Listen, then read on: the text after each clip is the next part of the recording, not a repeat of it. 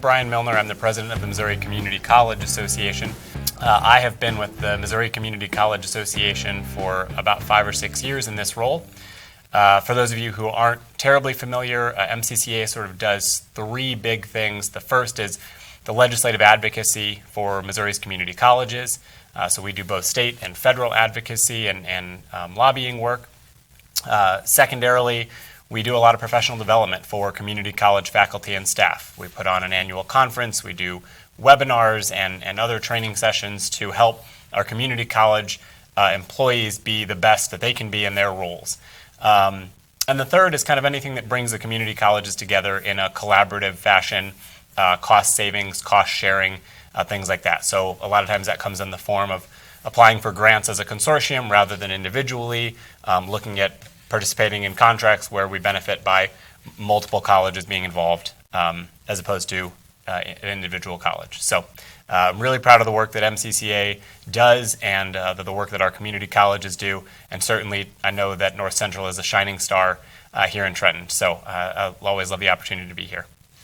Brian, let me jump in and ask you a couple questions. First of all, I think you answered everything I would ever ask you. So that was, great. That was so well we're done done. here. You've done this before. I have, yeah. Tell me about your role, though, a little bit more. I would imagine people think that you, at some time, are in charge of all the colleges in the state, which is not correct. How do you overcome that perception? Yeah, so that's a great question. So, and very astute in the point. So, Missouri is structured with 12 independent community colleges. I report to 12 community college presidents and chancellors as opposed to kind of the other way around. Some states are structured, like you're talking about, with a system in a more kind of hierarchical fashion. Really, MCCA serves to support the 12 community colleges, not to lead them per se. So in my role, it's a lot of, I think the common phrase is herding cats, right? So kind of keeping everybody moving in the same direction. And there are a lot of times when challenges arise and that becomes an issue, but for the most part, I think we work really well together and have a good collaborative spirit, and that enables us to be successful both kind of in the legislative front as well as in a lot of our other endeavors that are student-focused or around grants or things like that. Speaking of the legislative upcoming session, you mentioned the legislative front.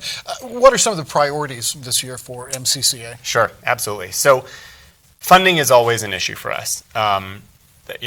The last couple of years have been really great for community colleges. The legislature, the partisan administration have been wonderful in terms of trying to invest some both money into our core funding operations as well as some capital improvements and scholarships and things like that. So we're very appreciative of that work.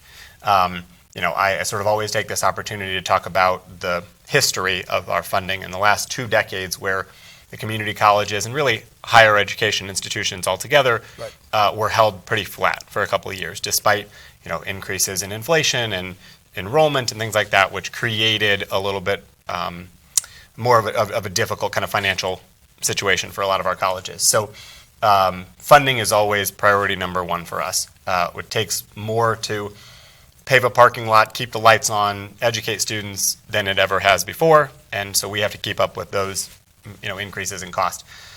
I think, in addition to that, that's 1A and 1B for us is the A+ scholarship. So A+ enables, many thousands of students to attend community college. It's a great program, and it is the perception of A+, its reputation is known nationally as kind of a, there's debate about free college, free community college, what should we be paying for, who should be paying for it, and I think A+ finds a nice balance because the students have to have some skin in the game, the state does their part, and so for us, ensuring that A+ is well funded, that it creates the opportunities it was intended to create, that kind of always comes hand in hand with core funding. Tell me about MCCA. If I'm not mistaken, you have a background in economic development, and that kind of plays to that idea that you're looking for money for different projects. Yeah, absolutely. So my background, I never intended to be here. I don't, that's probably the case for a lot of folks. You know what? I get that from a lot of people that sit down to talk to me. Yeah, I didn't mean here specifically, but sure, I'm not, a broader here, but I'm happy to be here in this chair with you. Okay.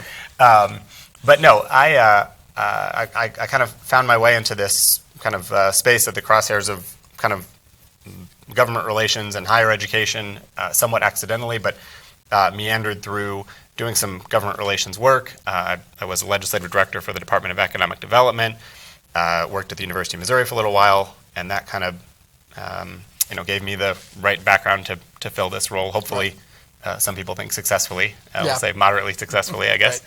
Right. So I really enjoyed my time in economic development, and I think that role kind of got me thinking about what is the right relationship between government, the public sector, and kind of private enterprise. How to invest state resources wisely, what opportunities we have for business and industry, and the state of Missouri with an educated citizenry and things like that. So, so I think it's been a good fit.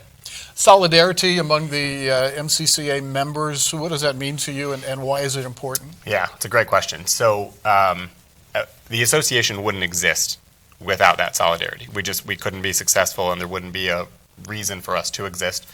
I talked about funding, obviously, as a priority.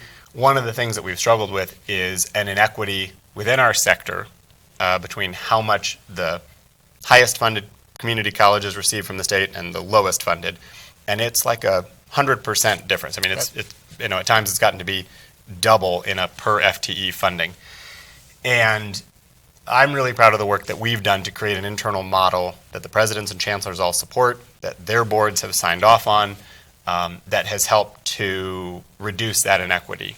We're not quite done yet with that work, but we have stood by this internal model to ensure that some of the schools that have kind of lagged behind are getting brought back more toward the middle. And I think that speaks volumes, and we hear about it all the time from legislators, that they appreciate Missouri's community colleges being able to speak with one voice, and the work that MCCA does to kind of keep everybody together and work in the same direction. Well, thank you for taking the time to speak to me and all of us watching the video. Appreciate that. Yeah. And I can't let you go without ambushing you with this. Okay. I was doing some research on you, and I saw the article from 2018 from Como magazine. Is that how they? Okay, right. All right. And this picture, I'll flash it on the screen. No. Yeah. What are you thinking about in this picture? I'm just curious about that. That's a great question. So I have, so I was fortunate enough to be awarded a 20 under 40 award from Columbia Magazine, and in the interview process, and one of the things they included in the article, they talked to me about my irrational fear of birds. You're kidding me. Nope. They went to all points. They did, and I will say it's totally unfounded, and I think I've outgrown it. But I actually, and I'll spare you the long story, but I one time was scared by a name tag that I thought was a bird. Really? I got scared almost to tears by a bird that flew out of a Christmas wreath at a friend's apartment door. So anyway, I got into these stories with them, and during the photo shoot, they asked me to make a face that resembled my fear of birds, and then they chose that as the It was asking an awful lot, wasn't it?